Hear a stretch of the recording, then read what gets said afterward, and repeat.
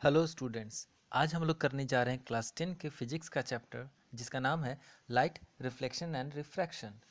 इसके 4 पार्ट्स हम लोगों ने कंप्लीट कर लिए थे। आज हम लोग करेंगे पार्ट 5। आज का हमारा टॉपिक है मिरर फॉर्मूला। अब ये मिरर फॉर्मूला क्या होता है? क्या ये कोई ऐसा तरीका है जिससे कि हम इस फॉर्मूला को फॉलो करेंगे तो मिरर में दिखने पर फेस अच्छा दिखेगा? नहीं, ऐसा कुछ फॉर्मूला नहीं होता। असल में ये मिरर फॉर्मूला है 1/f is equal to 1/v plus 1/u।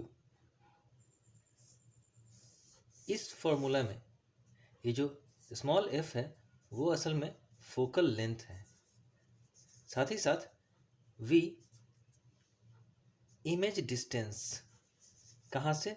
तो मिरर से इमेज डिस्टेंस। और u है ऑब्जेक्ट डिस्टेंस। तो इस मिरर फॉर्मूला के इस्तेमाल से हम लोग अगर दो चीज़ें दी हुई है तो तीसरी चीज़ हम लोग आसानी से निकाल सकते हैं। यानी कि अगर फोकल लेंथ और इमेज डिस्टेंस दिया हुआ है तो ऑब्जेक्ट डिस्टेंस निकल जाएगा, या इस तीनों में से कोई भी दो जानकारी है तो तीसरी जानकारी आसानी से निकल जाएगी। साथ ही साथ एक जानकारी तो हमारे पास पहले से भी था इस चैप्टर में, और वो क्या था? वो था F is equal to R/2। ये तो हम लोग पहले से ही जानते हैं कि फोकल लेंथ किसी भी स्फेरिकल मिरर का फोकल लेंथ उसके रेडियस का हाफ होता है। तो चलो, एक फॉर्मूला तो हम लोग पढ़ लिए। इसी में एक और फॉर्मूला है मैग्निफिकेशन का। अब ये मैग्निफिकेशन क्या है? मैग्निफिकेशन असल में रेशियो है। रेशियो किस चीज़ का रेशियो? तो इमेज डिस्टेंस और इमेज की हाइट का और ऑब्जेक्ट की हाइट का। इस मैग्निफिकेशन को हम लोग स्मॉल m से डिनोट करते हैं, और इसका फॉर्मूला होता है h2/h1। अब यहाँ पर h2 और h1 है क्या?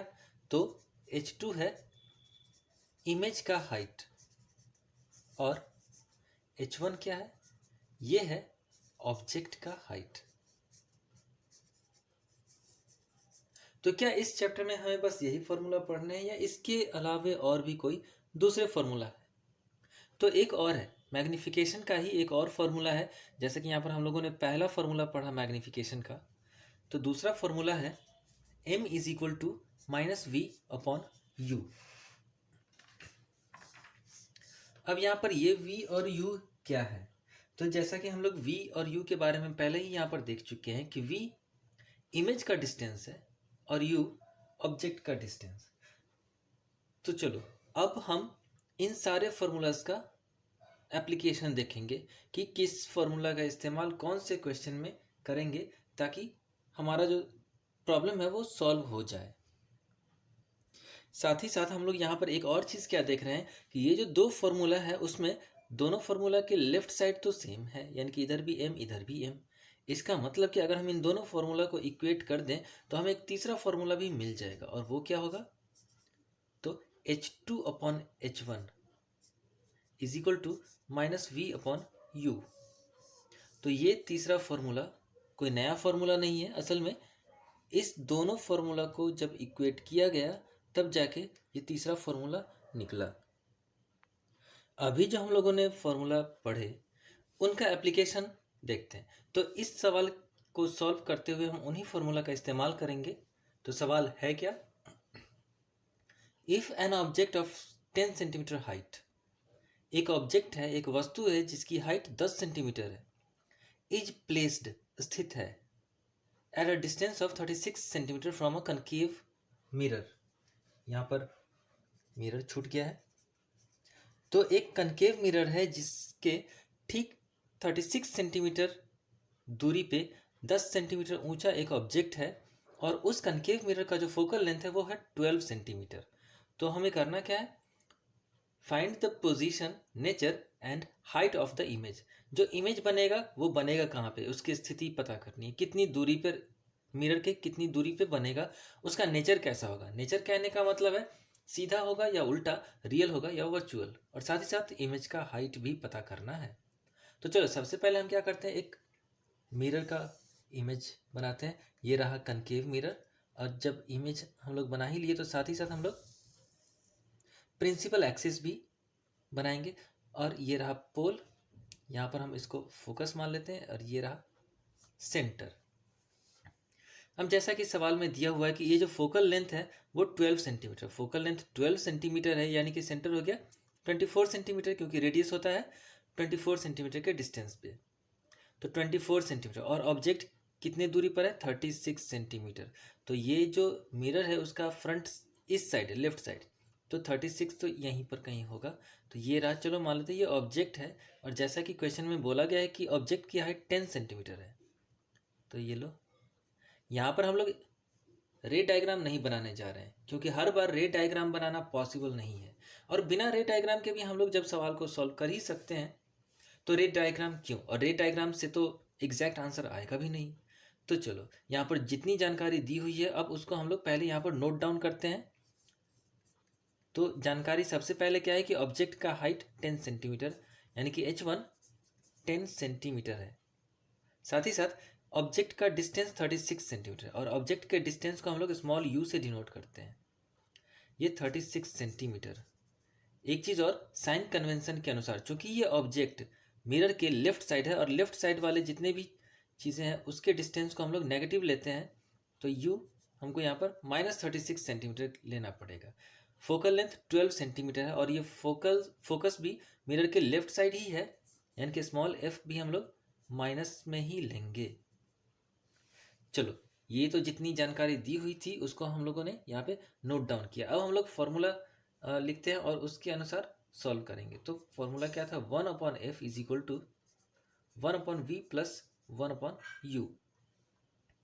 अब इसको सॉल्व करते हैं। f के जगह पे -12 रखेंगे, v तो हमको पता नहीं, तो v के जगह पे v ही, और u के जगह पे -36 सेंटीमीटर। अब इस टर्म को, इस पूरे टर्म को हम लेफ्ट साइड लेके जाएंगे ताकि v एक साइड हो जाए। ये -36 हो जाएगा +36, और इधर 1/v। अब 1/v इज इक्वल टू, ये हो गया माइनस, जैसे ही हम 12 और 36 का एलसीएम करेंगे तो ये कितना हो जाएगा, ये होगा 36, और तब हमें यहाँ पे -3 और +1 लिखना पड़ेगा, जो कि हो गया -2/36। और जब हम लोग इसको कैंसिल करेंगे तो ये हो जाएगा -1/18, और इस तरह से ये जो हमारा v हुआ ये हो गया -18 सेंटीमीटर। तो चलो, पोजीशन तो पता चल गया, ये v है क्या, तो असल में इमेज डिस्टेंस है। इमेज डिस्टेंस कहाँ से हम लोग मेजर करते हैं, तो मिरर से, और असल में मिरर के पॉइंट p से डिनोट करते हैं, p से मेजर करते हैं। तो p से 18 सेंटीमीटर की दूरी पर इमेज बनेगा। अब ये इमेज बनेगा किस साइड, मिरर के लेफ्ट या मिरर के राइट। तो इसका साइन हमें बता रहा है किधर बनेगा, ये माइनस है, इसका मतलब कि मिरर के लेफ्ट साइड बनेगा। तो चलो, अब इमेज का पोजीशन तो पता चल गया कि 18 सेंटीमीटर दूर, और वो भी लेफ्ट साइड बनेगा। साथ ही साथ पोजीशन पता चलने के बाद हमें नेचर और हाइट भी पता करना। तो नेचर कैसे, नेचर जैसे ही ये इस साइड आया, ठीक वैसे ही हम लोग समझ जाएंगे कि ये रियल होगा। तो रियल तो होगा ही, क्योंकि ये लेफ्ट साइड है, और रियल होने के साथ साथ ये इन्वर्टेड यानी कि उल्टा भी होगा। अब हमें क्या करना है, अब हमें ये पता करना है कि जो इमेज है उसका हाइट कैसे निकलेगा। तो इमेज का हाइट निकालना है। अब इमेज की हाइट जानने के लिए हम लोग इस फॉर्मूले का इस्तेमाल करेंगे। फॉर्मूला क्या था, h2/h1 is equal to -v/u।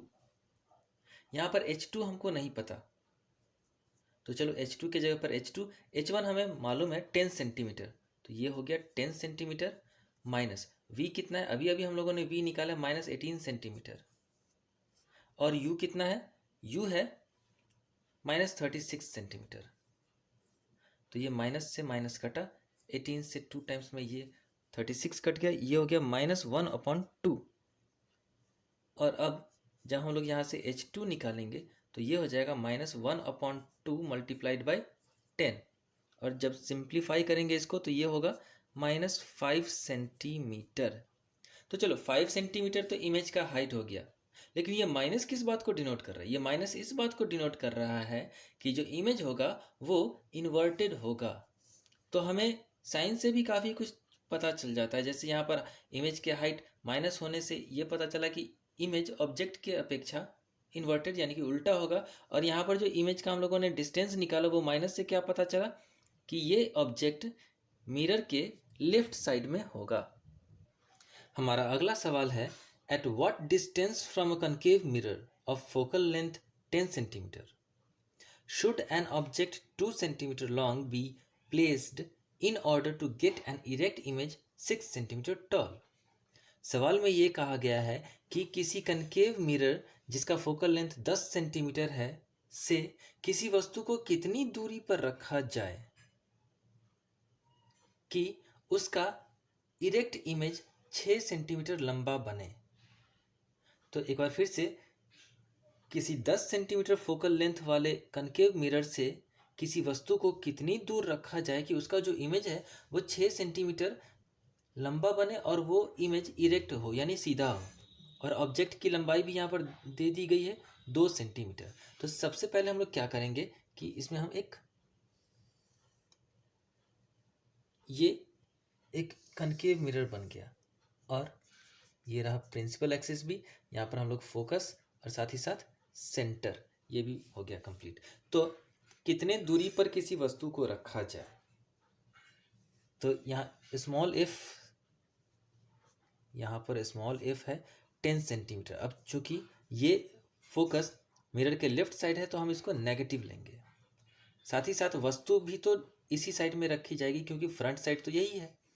तो यू तो हमें पता ही नहीं क्योंकि यहाँ पर सिर्फ फोकल लेंथ 10 सेंटीमीटर दिया हुआ है और यहाँ पर ऑब्जेक्ट 2 सेंटीमीटर लॉन्ग, यानी कि हमें यहाँ पर H1 दिया हुआ है।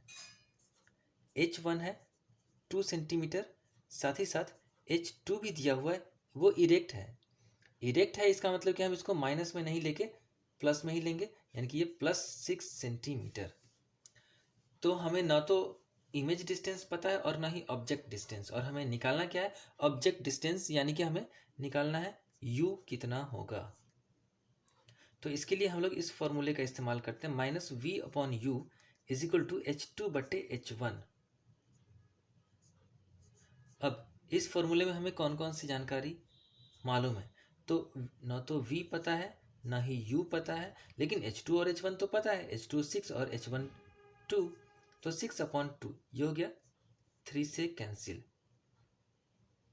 और यहाँ से v आ गया -3u। चलो कम से कम कुछ तो पता चला, v और u में एक रिलेशन पता चला, इसको हम इक्वेशन 1 मान लेते हैं। और अब हम मिरर के फॉर्मूले का इस्तेमाल करते हैं। कौन सा फॉर्मूला, ये वाला, 1/f = 1/v + 1/u। यहाँ पर हमें f मालूम है -10 सेंटीमीटर, तो हम यहाँ पर f का वैल्यू रखेंगे और v तो पता है नहीं, लेकिन v अभी अभी हम लोगों ने v और u में एक रिलेशन निकाला है, -3u है v का वैल्यू, तो हम v की जगह पे -3u रखेंगे। तो f के जगह पे -10, v की जगह पर -3u, और यहाँ पर तो u है ही।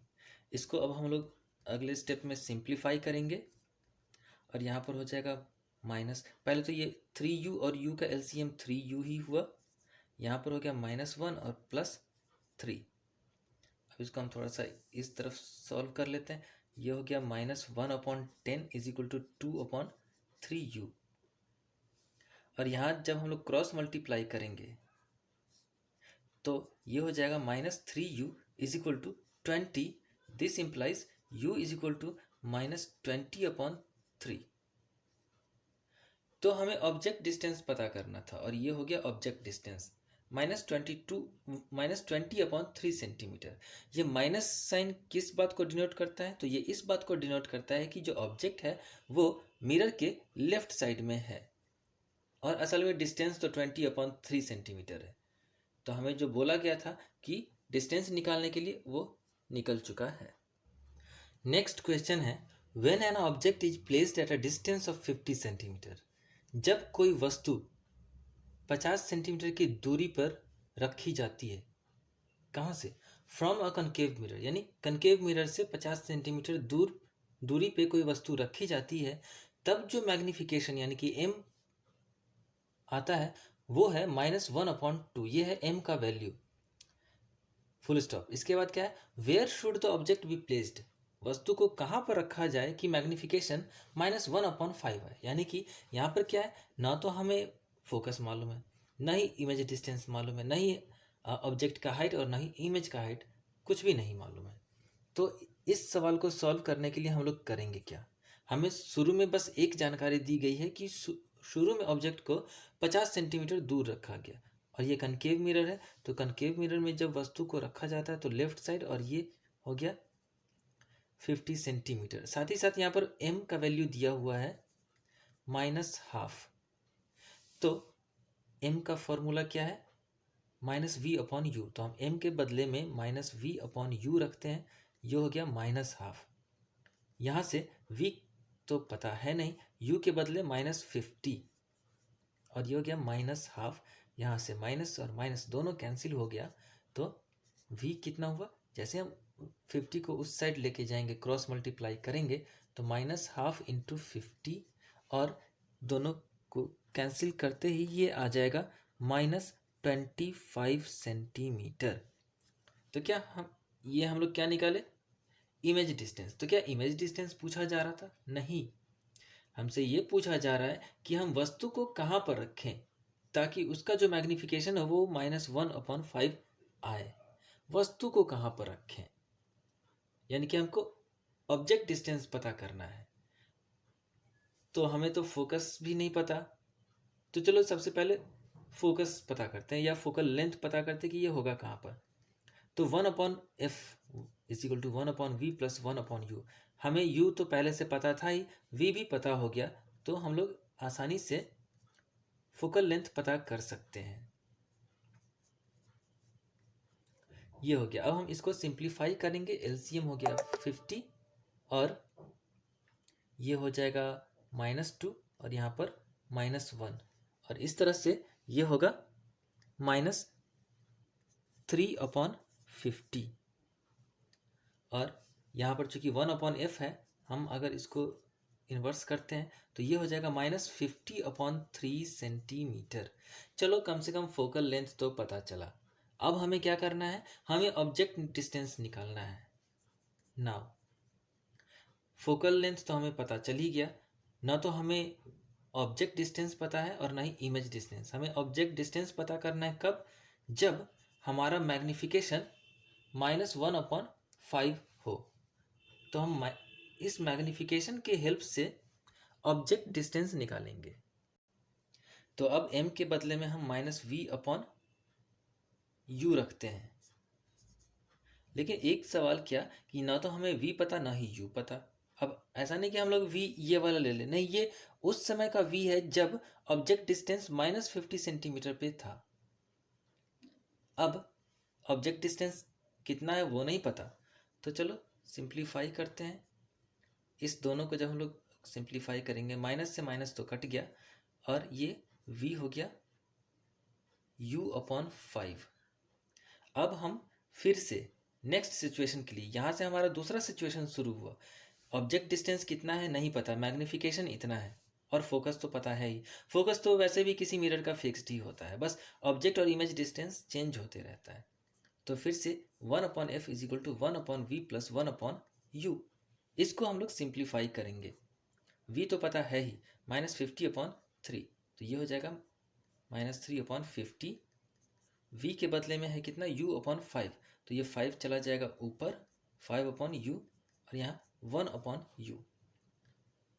और अगले स्टेप में ये हो जाएगा -3/50 = u तो सिंपली एलसीएम हो गया दोनों का 5 + 1।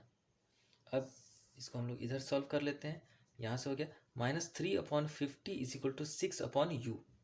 क्रॉस मल्टीप्लाई करते हैं तो -3u = 50 × 6। This implies u = 50 × 6/-3। 3 से 6 2 टाइम्स में कट गया और ये जो u आया वो हो गया माइनस 100 सेंटीमीटर। तो ऑब्जेक्ट डिस्टेंस कितना है? Minus 100 centimetre. असल में माइनस साइन तो सिर्फ ये इंडिकेट करता है कि जो ऑब्जेक्ट है वो मिरर के लेफ्ट साइड में है। तो ऑब्जेक्ट डिस्टेंस असल में 100 सेंटीमीटर है। और ये 100 सेंटीमीटर कहाँ से? तो मिरर से। तो ये 100 सेंटीमीटर ऑब्जेक्ट का डिस्टेंस तब होगा जब उस ऑब्जेक्ट का मैग्निफिकेशन -1/5 होगा। तो इस तरह से ये हमारा आंसर